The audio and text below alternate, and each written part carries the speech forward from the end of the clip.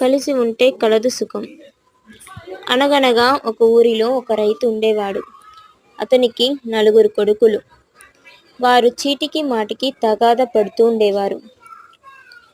రైతు కొడుకులను మందలించాడు. అయినా వారు మారలేదు. రైతు చాలా బాధపడుతుండేవాడు. వారికి కలిసి ఉండడం ఎలా నేర్పాలో ఆలోచించేవాడు. మంచి మాటలతో మారలేదు.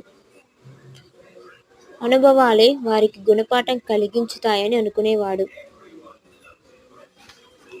ఒకసారి ఊరిలో దొంగలు పడినారు. 4 కలిసి చొరవ చేసి ఎదిరించినారు. దొంగల చేతికి బేడీలు వేయించినారు. ఊరి వారంతా ఎంతో ఆనందించినారు. ఇరుగు పొరుగు మొదటిసారిగా వారు కలిసిమెలిసి చేసిన మంచి పని రైతుకు తెలియజేశారు. రైతుకు ఆనందం వేసింది.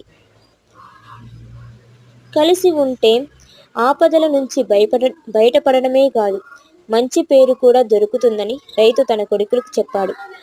అప్పటి నుండి అందరూ కలిసిమెలిసి ఉండేవాళ్ళు. రైతు చాలా సంతోషపడేవాడు. కలిసి